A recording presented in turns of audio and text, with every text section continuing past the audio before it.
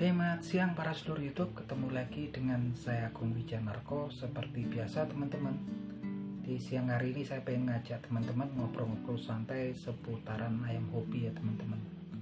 Jadi teman-teman, saat ini kalau kita ngobrol tentang ayam hobi, sepertinya nggak lepas dari obrolannya lah tentang ayam yang ada di negeri kita dan ayam yang ada yang didatangkan dari negeri seberang. Tentunya yang paling populer adalah yang didatangkan dari Thailand, gitu kan. Sebetulnya gitu kan, kalau kita lihat untuk jenis-jenis kayak ayam Pama sama Mangon gitu kan, ayam Mengon gitu kan, tampaknya kalau kita lihat di negeri kita juga sudah banyak gitu kan.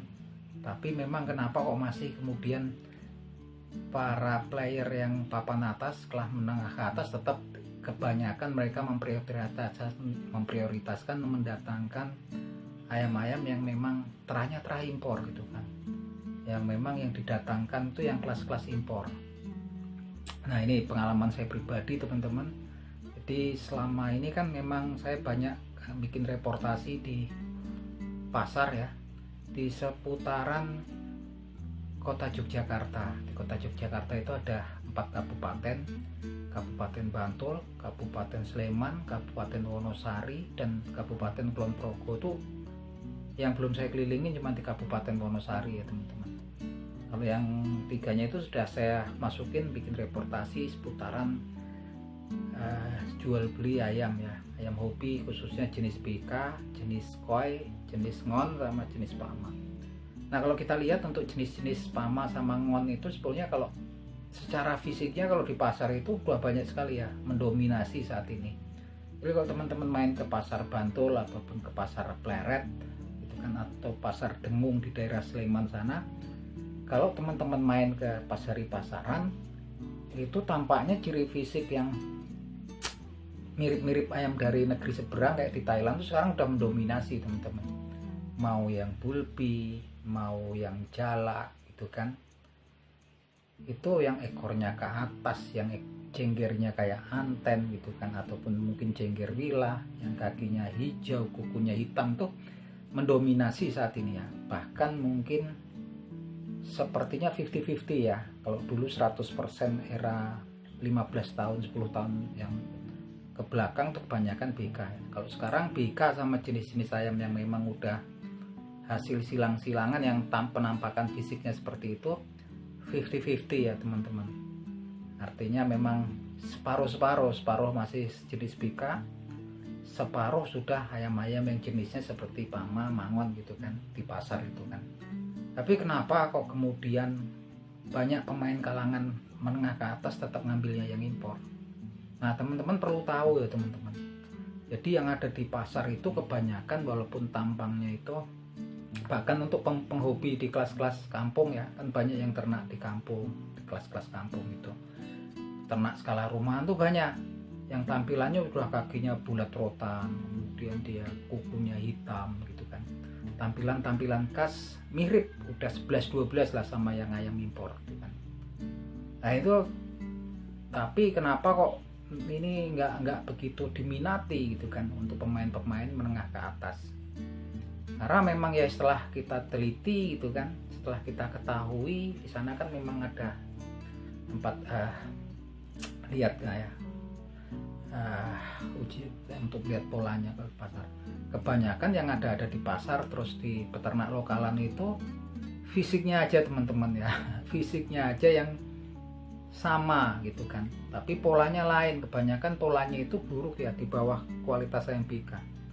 Sering yang dibilang ada yang ngadul gendul gitu kan, jualan kue, itu polanya justru menyimpang banyak.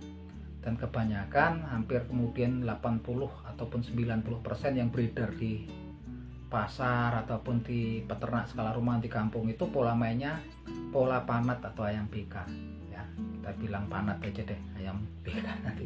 Jadi BK itu nama aslinya di negeri asalnya sana ayam panat ya teman-teman. Karena memang kalau kita lihat jenis BK ini memang genetiknya ini luar biasa ya, maksudnya dia sangat dominan. Jadi ketika kita gunain ayam Pama, ayam Birma, ayam Mangon kemudian tercampur dengan tetesan gen BK gitu kan, rata-rata anakannya dianakan nanti F1-nya hasil crossbreeding pertamanya itu hampir 90% polanya akan BK. Bahkan kemudian ada sifat campuran yang kemudian merugikan. Ya ayamnya asor gitu kan, ke bawah gitu kan, seperti ular ngeliuk-ngeliuk ke bawah gitu kan, yang dibilang di beberapa tempat. Kalau di kampung saya ada yang bilang adol nyowo, ada yang kemudian dibilangin lagi jualan kue kalau di kampung saya yang di Lampung. Kemudian ada dulu kalau di banyak para penghobi bilang adol gendul. Nah, itu sifat yang campuran. Selebihnya nanti permainannya polanya BK. Jadi kalau ngarapin yang kemudian peranggal itu nggak keluar lagi teman-teman.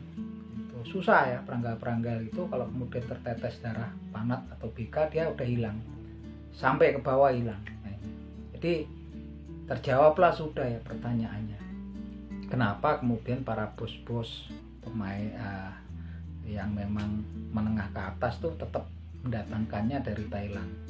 Karena memang ketika saya lihat kemarin saya main ke salah satu bos ya, baik dia memang aktif di kompetisi, di pro ataupun kontes gitu kan, itu bos Hendy di Cipondoh, Tangerang gitu kan, itu ayam-ayamnya impor semua ya teman-teman, ayam-ayam impor. Kalau saya lihat ke sana juga nggak begitu heran lagi ciri fisiknya, ada Ninja Villano, kemudian ada yang kemarin Saincon. Kebetulan saya kemarin ke sana cuman 10 menit ya itu kan. Terus kemudian ada Saincon, ada White King kalau cari klan Pakoinya gitu kan, ada Ninja Villano ya kemarin itu kan, itu komplit ya. Di situ tempatnya Bos Hendy, ada sekitar jagonya yang itu ada 25 ekor. Itu kalau saya ke sana udah juga nggak heran gitu kan, seperti Ninja Villano-nya kan warnanya bulbi gitu kan. Karena di kampung halaman saya juga banyak ayam yang ciri fisiknya seperti itu.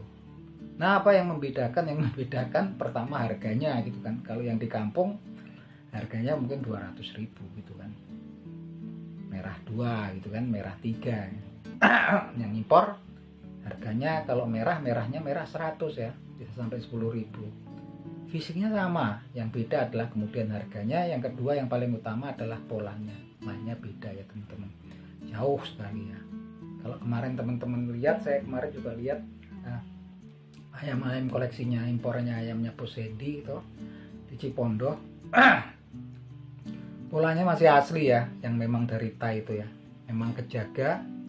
Yang Sainconnya masih peranggal full itu kan. Kemarin juga cuman lawan lokalan tuh cuman 10 menit ya. Terus yang Villano-nya itu luar biasa teman-teman, sama kayak run tapi nanti kalau balik gombel gitu kan. Ada kemarin yang namanya lonceng, yang memang udah dinamai dengan nama-nama lokal di sini lah oleh Bos Hendy itu. Kalau saya lihat ya teman-teman juga nggak bakal heran ke situ, karena kalau teman-teman main tempatnya Bos Hendy, main di pasar di Bantul, ayamnya sama, banyak ditemuin. Di Bantul harganya mungkin sekitar 200-300 ribu dengan ciri fisik yang sama. Tapi yang bedain harganya dan polanya beda jauh ya teman-teman. Kita nggak ngerti karena memang Thailand sepertinya udah satu langkah di atas di sini ya gitu, karena memang udah jadi industri di sana. Breedingnya luar biasa dia kan, kayaknya memang mereka selalu yang dikeluarin tuh yang pilihan yang F1 ya teman-teman.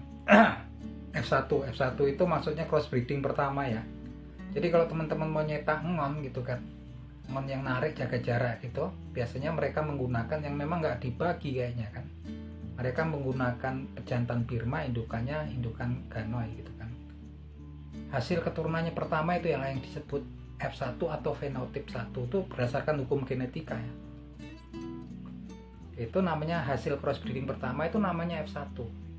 Dan mereka kemudian yang dilempar ke sini kebanyakan F1. Ketika mereka mau menyetak lagi tetap menggunakan pejantan yang sama, indukan yang sama. Bukan yang F1-nya dikawinin lagi. Kalau F1-nya dikawinin lagi udah buyar. Nah ini yang sesuai rancu di Indonesia ini kan, orang kemudian mengistilahkan F1 itu anak keturunan ayam impor. Bukan ya teman-teman, istilah genetiknya nggak seperti itu. Mungkin karena kurang wawasannya teman-teman. Nah yang di Thailand memang selangkah lebih maju ya teman-teman. Rata-rata mereka itu keran kemudian narik depan gitu, narik gombel ataupun kemudian peranggal-peranggal itu masih kejaga. Yang ada di negeri kita kebanyakan mulai dari kota, dari arah Gombong sampai kemudian Kebumen, Yogyakarta, kemudian di Jawa Tengah ya sekitaran Solo gitu kan, Klaten, itu udah banyak yang ayam memang ciri fisiknya sama persis ya dengan ayam-ayam impor tuh sama persis. Jadi kita sebetulnya udah nggak heran lagi gitu kan kalau lihat yang impor, kalau cuma dilihat dari ciri fisiknya. Nah ini memang untuk pembelajaran teman-teman agar berhati-hati. Kalaupun ciri fisiknya itu seperti ayam mangon tuh kebanyakan memang udah bercampur dengan darah panat atau bika. Yang udah tercampur darah panat atau bika itu pola mainnya hampir 95% keturunannya adalah pola mainnya bika. Bahkan dia lebih buruk lagi nanti, karena kemudian itu kadang-kadang ada penyimpangan yang hasil crossbreeding dengan panat itu keluarannya nanti ayamnya yang asor-asor gitu, lebih buruk dari kualitas ayam BK sendiri. Makanya kalau dibilang kalau di area-area lokal dia tetap dianggap imbang sama BK-nya, dianggap tetap unggul. Tapi kalau udah dengan yang kelas-kelasnya impor itu nggak lama-lama ya. Kemarin tempat Bos Sandy juga cuman di bawah 15 menit juga udah selesai gitu kan. Ini main pro ya teman-teman, nggak cuman kemudian sekedar omon-omon, nggak ya, main pro ya. Main pro juga nggak cuman ini kan, main pro-nya udah bikin gitu kan. Itu jauh ya ternyata memang kualitasnya, memang kita harus ngakui. Nah memang tantangannya untuk kita ya untuk kemudian memang menjaga kualitas ya, karena memang sekarang ini sebetulnya kan untuk kelas menengah ke bawah itu udah hancur ya. Pasaran ayam tuh udah hancur, ayam tuh seperti kacang goreng karena memang kemudian populasinya memang meledak gitu kan. Tinggal orang kemudian berbagai macam promosinya gitu kan, mempromosikan di media sosial dengan segala macam cara gitu kan. Tapi sebetulnya kalau mau ngakui yang memang dari impor, memang dia memang satu langkah ya, masalah genetika, masalah breedingnya memang kita tertinggal. Cirinya apa? Polanya memang jauh gitu kan. Walaupun ciri fisiknya sama tapi polanya beda, pola mainnya jauh gitu kan. Itu yang memang tantangan gitu kan. Karena memang sebetulnya pasarannya itu masih bagus gitu kan. Kelas-kelas untuk kelas menengah ke atas itu biasa, ayam 5.000, 7.000, 10.000 itu biasa gitu kan. 15.000 itu biasa, dan masih banyak ya konsumennya, itu masih banyak, tapi kebanyakan mereka prefer lebih banyak ngambil ayam-ayam dari Thai ya. Karena memang yang ada di negeri kita kebanyakan memang udah kecampur sama darah panat. Karena panat ini kalau ketemu Pama ataupun Birma ataupun Mangon gitu kan, kebanyakan banyak penyimpangannya gitu kan. Walaupun kalau jadi itu bagus, saya pernah punya ya yang dibilang 3 darah segala macam tuh, itu bagus. Jadi tekniknya kan bagus, tarik gombelnya masih. Dan memang yang menarik dari jenis panat atau BK ini kan memang posturnya ya teman-teman. Otot gempal, posturnya yang memang menarik. Tapi kemudian kalau kita kemudian cuma asal silang, produknya gagal semua kebanyakan. Dan itu yang beredar banyak di pasaran ya. Itu nggak ada harganya lagi ya teman-teman. Sekarang ayam-ayam yang memang seperti itu kelas-kelasnya kalau di pasar-pasar itu 170, 175 sampai 250. Kemungkinannya yang bagus tuh cuma dikit banget ya, sekitar mungkin 1-5% dari yang dijual gitu kan. Itu sangat susah ya. Jadi teman-teman nggak perlu kemudian percaya kalau kemudian ada yang cerita ciri-ciri fisik gitu kan. Ciri fisiknya bisa macam-macam, teman mainnya yang perlu ya, yang perlu dilihat adalah polanya lagi-lagi itu. Dan itu tantangannya buat yang ternak-ternak. Kalau ternak nggak perlu banyak-banyak, tapi memang kemudian tahu memang menghasilkan produk yang berkualitas. Karena sebetulnya kalau untuk pembelinya, ketika saya main-main ke tempat juragan-juragan yang memang aktif di kompetisi, baik kompetisinya itu pro ataupun kontes, itu mereka kebutuhannya realistis. Karena mereka kalau ayamnya harganya kayak berapapun, ketika los sudah dibuang, nggak dipakai lagi, mereka cari lagi. Artinya ada supply sama demand ya gitu kan. Beda dengan ayam hobi ya, kayak kelas-kelas Samo, kemudian Asel, itu Asel Parot gitu kan. Itu akan stuck ya pasti, karena memang nggak ada kebutuhan yang realistis gitu kan. Orang yang beli dari si A itu niatannya pasti belinya mahal, oh saya nanti jual juga mahal gitu, saya pengen menjual. Jadi dia kemungkinan untuk beli kedua kali nggak mungkin gitu, karena setelah beli banyak beli samo dari si A, si B ya, si B beli dari si A. Niatannya cuma satu, saya mau ternain nanti jualnya harganya mahal dapat profit yang besar gitu kan. Dia nggak akan beli lagi gitu kan. Sudah stuck, nanti yang ngumpul di komunitas itu penjual semua. Akhirnya mereka sadar gitu kan, setelah sadar ya yang untung yang orang pertama yang goreng produk tersebut. Beda kalau ayam-ayam jenis untuk yang aktif kompetitif di pro atau kontes ini, ketika los buang, mau harganya 10.000 7.000 mereka kayaknya buang, mereka beli lagi. Nah itu artinya ada kebutuhan yang realistis. Kalau ayam-ayam hobi itu udah ke laut gitu kan, seperti samo, asel itu kan digoreng kan oleh orang tertentu. Dia udah siap produknya banyak, diputer-puter, direkayasa, ditampilkan di media sosial bahwasanya ayam tersebut kalau dijual harganya mahal gitu kan. Semua orang kemudian rame-rame membeli dengan harga yang mahal. Akhirnya yang terkumpul di komunitas mereka ya komunitas yang memang kemudian orang yang dengan niatan untuk beternak semua. Akhirnya semua beternak, pembelinya nggak ada. Bisa teman-teman lihat di grup-grup ayam samo, grup ayam hasil, banyak mereka yang jualan di situ, di komennya juga nggak ada, transaksinya nggak ada. Terus saya bilang tetap kalau ayam-ayam jenis hobi ya mau ternak yang memang yang masih memang yang memang aktif di kompetisi ya, baik kontes ataupun pro. Nah itu peminatnya masih banyak ya, tapi kelas menengah ke atas untuk saat ini. Dan untuk itu memang tantangannya kita bisa menghasilkan produk-produk yang memang kemudian berkualitas gitu kan, yang kemudian memang penggunanya juga pastinya nanti usernya yang mau itu juga puas gitu kan. Dan itu memang terus, kalau itu mah jalan terus pasti, karena memang selama ada kompetisi baik pro ataupun kontes itu jual beli seperti itu masih terus jalannya. Nah itu pengalaman saya pribadi teman-teman. Jadi hati-hati kalau teman-teman main ke pasar, itu banyak yang ayam memang mereknya, labelnya ataupun peternak rumahan di kampung tuh labelnya ngon, pama, tapi mainnya udah nggak ketemu ya gitu kan. Bukan. Yang masih mending kalau kemudian rombongan BK atau panat itu memang crossnya sama koi. Walaupun sebagian besar keluarnya juga polanya adalah BK ataupun BK biasa ataupun pola BK, tapi ada juga yang nanti muncul polanya tetap koi dengan postur yang besar atau kemudian koi terat double ya polanya. Itu aja teman-teman pengalaman saya pribadi. Salam seduluran dari saya Bumi Canarko dari Cibubur, Jakarta. Matur nuwun.